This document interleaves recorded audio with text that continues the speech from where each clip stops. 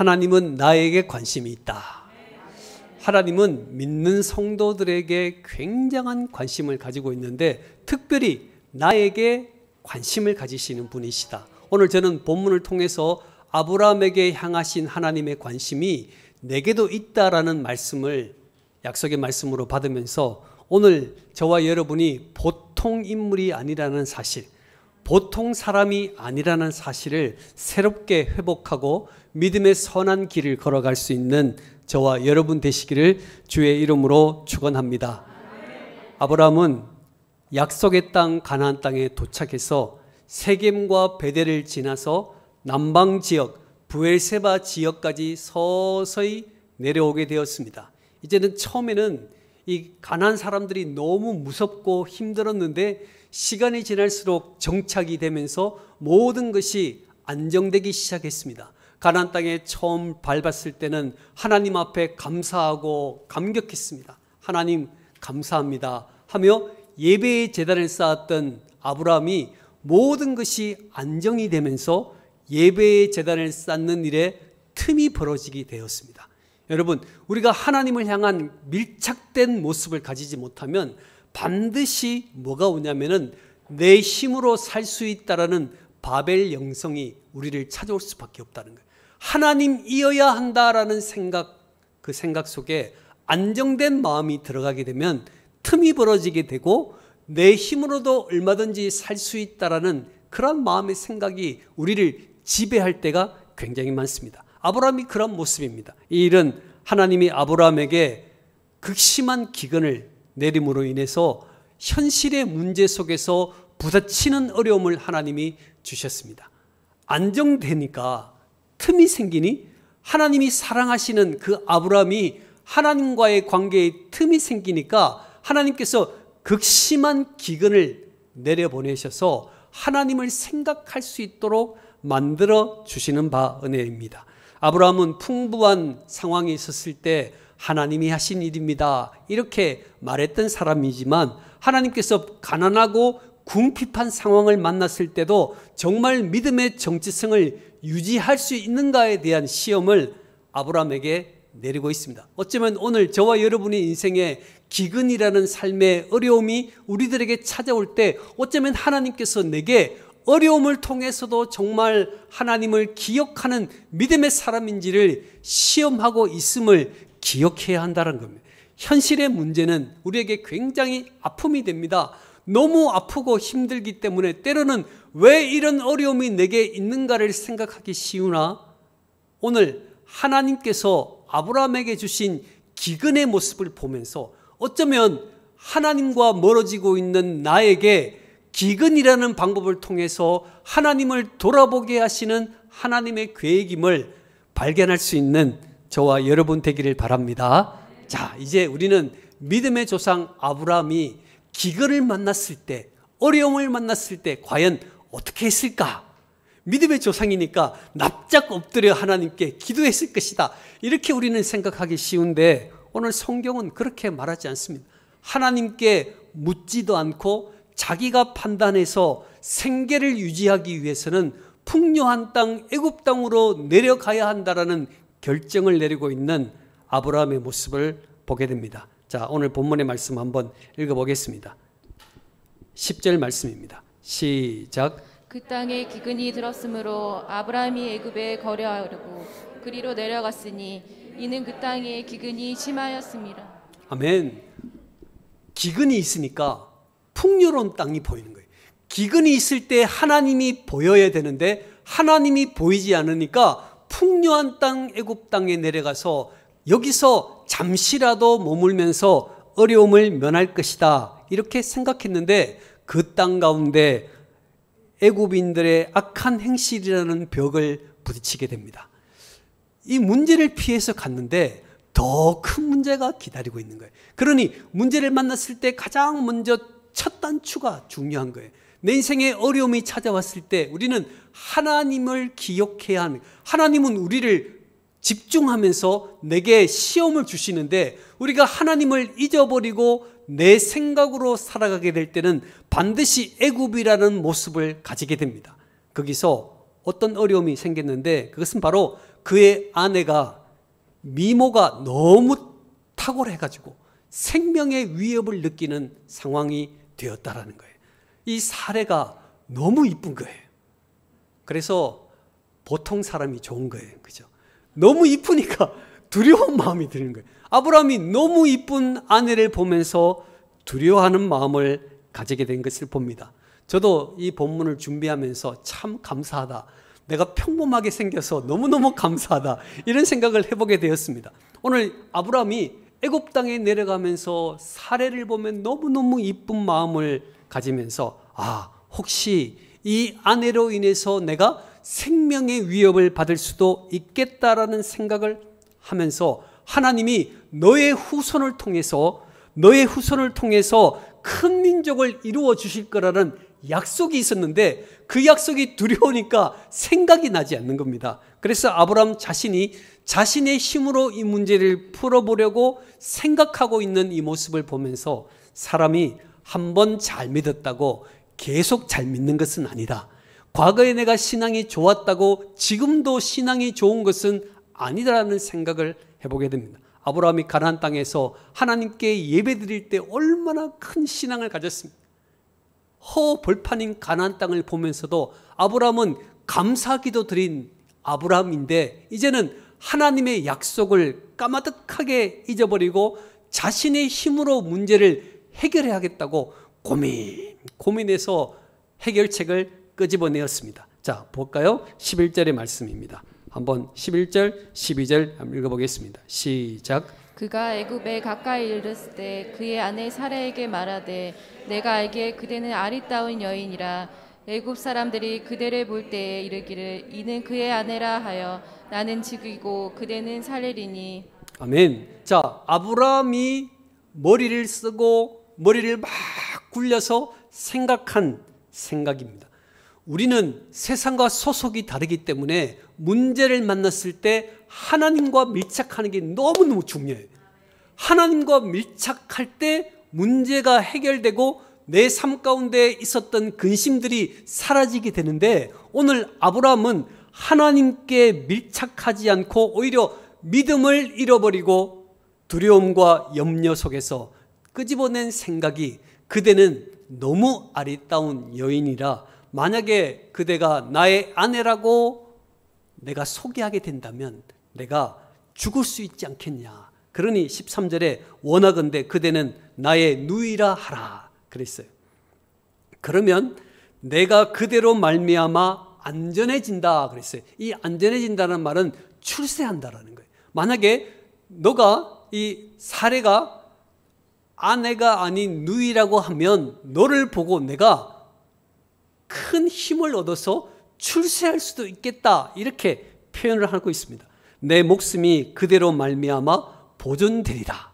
오늘 우리의 생명의 근원 되시는 하나님이 계신데 하나님이 내 생명을 보존하는 것인데 오늘 아브라함은 하나님을 잊어버리니까 사례한테 내 목숨이 달렸다 이렇게 말하고 있습니다. 핵심적으로 말하면 너 죽고 나 살자 전략 아닙니까? 너 죽고 내 살면 좋지 않겠냐 이런 이기적인 결단을 믿음의 조상이라는 아브라함이 하고 있다는 사실입니다. 참 사람이요 하나님의 은혜를 잃어버리고 하나님의 사랑을 생각하지 못하면 이렇게까지 낮은 천한 모습으로 설 수밖에 없는 것입니다. 이제 아브라함의 일행이 그렇게 이제 하기로 결정을 하고 아브라함의 일행이 애굽의 국경을 넘었습니다. 정말 애굽에서는 아브라함의 생각과 똑같은 일이 벌어졌습니다. 14절의 말씀 읽어볼까요? 14절 시작. 아브라함이 애굽에 이르렀을 때에 애굽 사람들이 그 여인이 심히 아름다움을 보았고. 아멘. 애굽 사람들이 이 사례의 아름다움을 보면서 전부 사례를 보고 있다는 거예요. 근데 사례가 도대체 그 나이가 몇이냐면은 65세입니다. 65세의 사례를 애굽 사람들이 너무너무 놀라가지고 너무너무 이뻐서 사례를 바라보고 있습니다. 사례는 127세에 죽었기 때문에 지금에 말하면 평균 연령 50을 살았다라는 의미죠. 오늘 사례의 나이가 현대 나이로 환산을 하면은 45세에서 50세의 백인 여인입니다. 백인 여인이 다 걸어가니까 애굽 사람들은 다 흑인 아니겠습니까? 흑인들이 백인의 걸출한 백인의 모습을 보면서 이야 이쁘다 이렇게 말하기 시작하는 거예요. 그러니 그 따가운 눈총을 보면서 이 아브라함의 마음이 얼마나 두려웠겠습니까? 그런데 오늘 본문 15절에 보니까 더 어려운 일이 벌어졌습니다. 15절 읽어볼까요? 시작. 바로의 고관들도 그를 보고 바로 앞에서 칭찬함으로 그 여인을 바로의 궁으로 이끌어들인지라. 아멘. 이 소문이 삽시간에 바로의 궁으로 들어가면서 바로와 고관들이 회의를 하기 시작합니다. 그 회의 내용이 뭐냐면은 사례가 이쁘다 이거예요. 참 최고의 기관이 회의하는 내용이 내용이 사례라는 여인이 왔는데 아브라함의 동생인데 그 여인이 너무 이쁘다라는 주제가 바로 그 주제였습니다. 그래서 결국은 바로 왕이 그 이야기를 듣고 사례를 궁으로 데려오는 일들을 하게 되었습니다. 사실은 이 사례가 아브라함의 생각에 동의를 했기 때문에 궁으로 아무 말 없이 따라갔던 것 아니겠습니까? 동조자로서 이 사례가 함께 섰습니다. 처음 생각은 누이라 하면서 오히려 출세할 수도 있을 것이고 성공할 수 있을 것이라 생각하며 시작했던 일인데 일이 꼬여지기 시작합니다. 여러분, 하나님의 개입이 없으면 일이 꼬여지게 되는 것입니다. 오늘 아브라함이 그토록 전략을 짜서 모든 일을 했음에도 불구하고 이것은 점점 꼬여지고 있는 것이죠. 고대 근동 지방에는 여인을 취하는 방법이 두 가지 방법이었습니다. 전쟁에 승리해서 빼앗든지 아니면 돈으로 사든지 이 두 가지 방법이 여인을 취하는 방법이었습니다. 그러니 바로는 사례를 아내로 삼기 위해서 아브라함에게 선물을 주기를 결정하는 것이죠. 그래서 16절의 말씀을 보면 16절입니다. 읽어볼까요? 시작. 이에 바로가 그로 말미암아 아브라함을 후대함으로 아브라함이 양과 소와 노비와 암수 나귀와 낙타를 얻었더라. 아멘. 자, 그래서 이 아브라함의 아내 이 사례를 얻기 위해서 바로가 선물을 주는 거예요. 이 선물이 소, 양, 노비, 낙타, 나귀까지 다 주었습니다. 그래서 13장 2절에 보면 아브라함이 부자가 되는 밑거름이 바로 바로 왕에게 얻은 재물 때문에 아브라함이 부자가 되는 상황이 되었다라는 사실이에요. 아브라함이 13장에 보면 노비들을 많이 데리고 있는데 그 노비들이 여기서 받은 노비들이라는 거예요. 그러니 아브라함으로 생각해 보면 사례하고 관계가 좋지 않으면 정말 좋은 일 아니겠습니까? 아내는 죽고 아내는 바로의 아내가 되고 자기는 부자가 되고 이런 좋은 상황 가운데 빠져 있지만 아브라함과 사례는 너무너무 밀접한 관계에 있기 때문에 그 괴로움이 점점 심해갔습니다. 오늘 본문에 나오고 있지 않지만 아브라함이 하나님께 울면서 기도했지 않겠습니까? 하나님 도와주세요. 하나님 도와주세요. 오늘 저와 여러분의 인생에 찾아오는 이 모든 위기 속에서 우리 믿음의 사람들은 모든 것을 잃어버릴 위기에 서면 어떻게 해요? 항복하잖아요. 하나님 도와주십시오. 같이 한번 해볼까요? 하나님 도와주십시오. 불가항력적인 상황이 된 거예요. 이제는 왕에게 아내를 빼앗겼기 때문에 아니요, 잘못된 이야기입니다. 말도 못하는 상황에 빠져 있습니다. 위기가 찾아왔습니다. 사방이 막혀 있습니다. 여러분 어떻게 하시겠습니까? 눈물로 기도하지만 해결되지 않는 상황이 아브라함에게 찾아왔다고 생각할 때 여러분 꼭 기억할 것은 사방이 막혀도 하늘 문은 열려 있다는 사실입니다. 같이 해볼까요? 사방이 막혀도 하늘 문은 열려 있습니다. 기억하셔야 됩니다.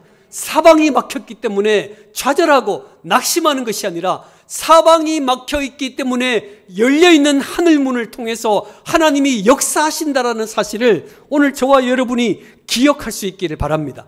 지금까지 아브라함은 하나님께 수동적인 믿음을 가졌습니다. 하나님이 가라 하니까 가고 그 은혜에 감사해서 예배드리는 믿음에 머물러 있는데 드디어 하나님께서 친히 개입하셔서 문제를 해결하시는 모습을 보게 되었습니다. 17절 말씀입니다. 한번 읽어볼까요? 17절 시작. 여호와께서 아브라함의 아내 사레의 일로 바로와 그 집에 큰 재앙을 내리신지라. 아멘. 하나님께서 큰 재앙을 바로의 집에 내리는 겁니다. 바로가 너무너무 놀랐지 않겠습니까? 지금까지는 아무런 문제가 없었는데 사레를 데리고 옴으로 인해서 큰 재앙이 생김으로 인해서 사레에게 추궁했을 것입니다. 도대체 너의 정체는 누구냐 했을 때 자신은 아브라함의 아내라는 사실을 밝히게 되면서 오늘 바로의 집안에 큰 문제가 생기게 된 것을 보게 됩니다. 여러분, 사방이 막혀 있어도 하나님이 개입하시면 됩니다. 하나님이 개입하시면 모든 문제가 해결될 수 있다는 사실을 기억하시기를 바랍니다. 멀쩡한 그 궁에 재앙을 내리셔서 바로의 행동을 막으시는 하나님의 계획과 사랑을 오늘 저와 여러분이 기억하면서 내 인생의 사방의 아픈 문제가 막혀 있을지라도 열려있는 하늘문을 통하여 역사하시는 하나님이 나의 하나님이시고 나를 이뻐하시는 하나님이고 나를 너무너무 사랑하시는 하나님이 나를 지키신다라는 사실을 믿으시기를 주의 이름으로 축원합니다.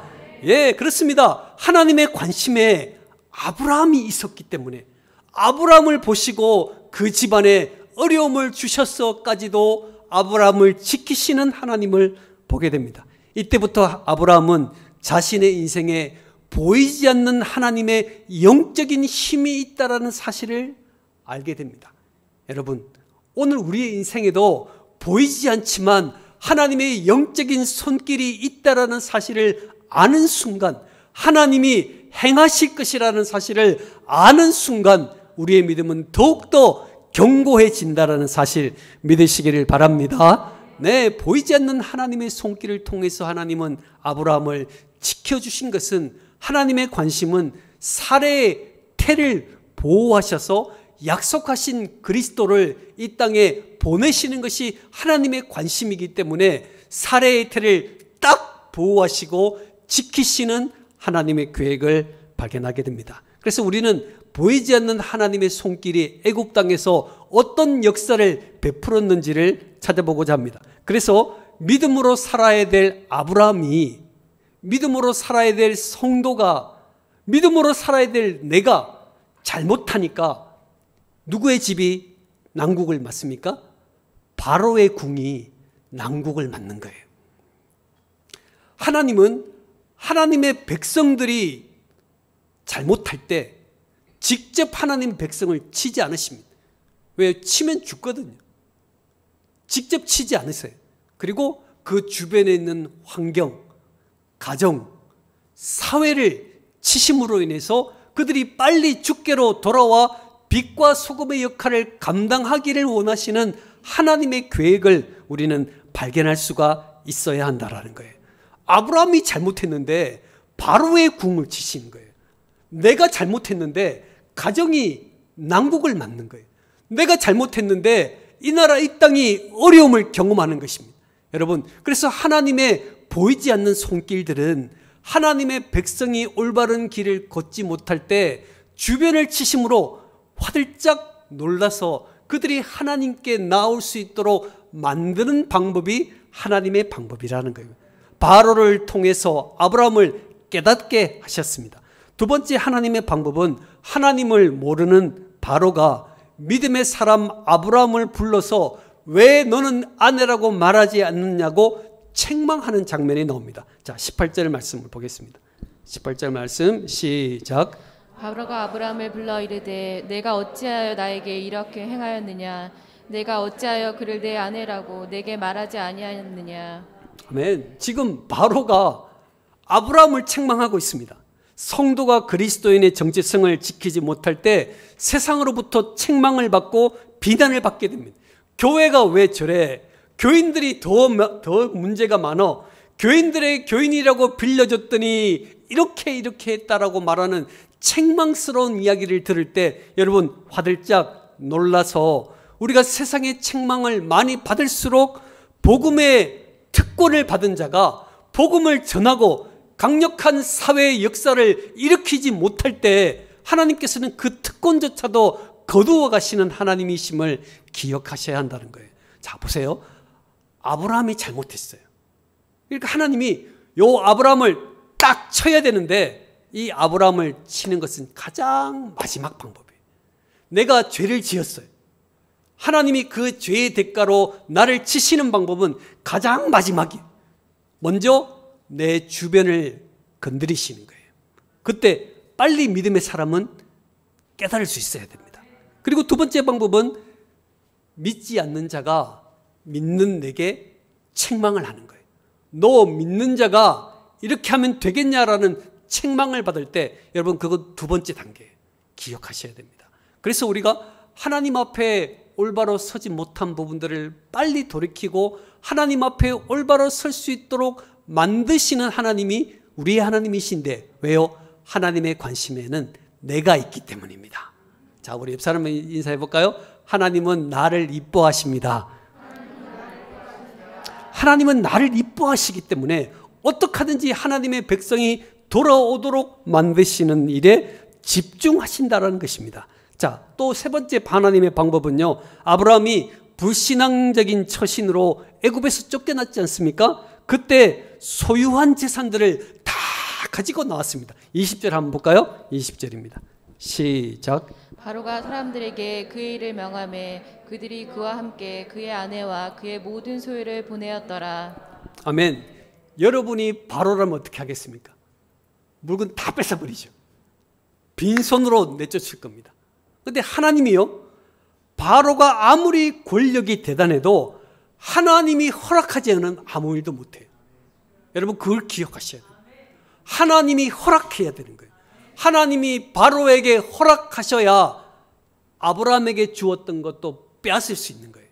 여러분, 그래서 그 전능하신 하나님이, 내 편이신 하나님이 아브라함에게 그 재산을 손대지 못하도록 막으시고 무사히 그 땅에서 빠져나오도록 만드셨습니다. 출애굽할 때 애굽 백성들이 10가지 재앙, 장자의 재앙을 만나면서 그들이 두 손 두 발 다 들고 그들이 이스라엘 백성들에게 금은보화를 가득 주었습니다.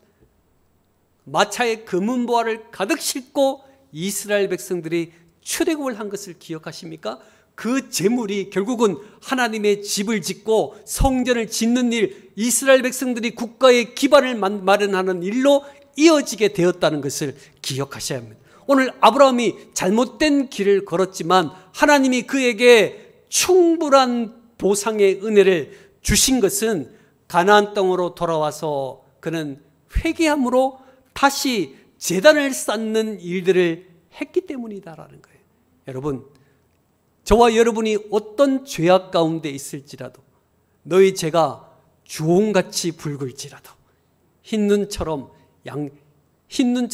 양틀처럼 희게 만드시겠다고 말씀하신 하나님의 약속을 여러분 기억하면서 회개하는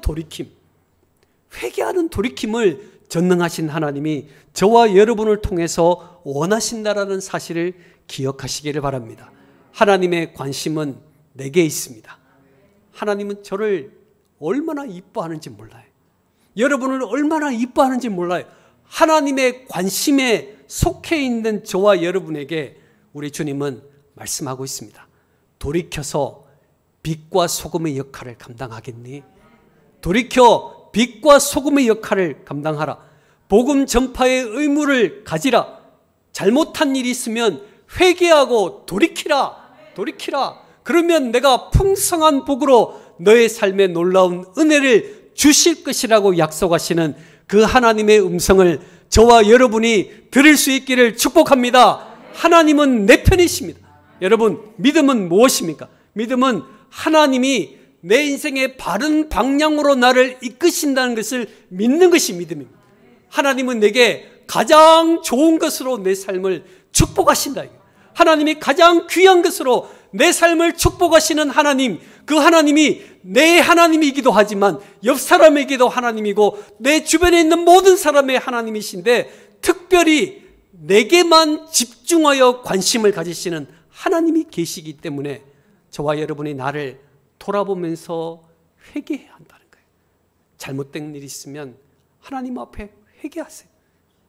또 올바른 길을 걷지 못하여 책망받으면 돌이켜 복음의 전파를 위하여 하나님이 주신 사명을 위하여 내 마음을 감당할 수 있는 저와 여러분이 되시기를 바랍니다.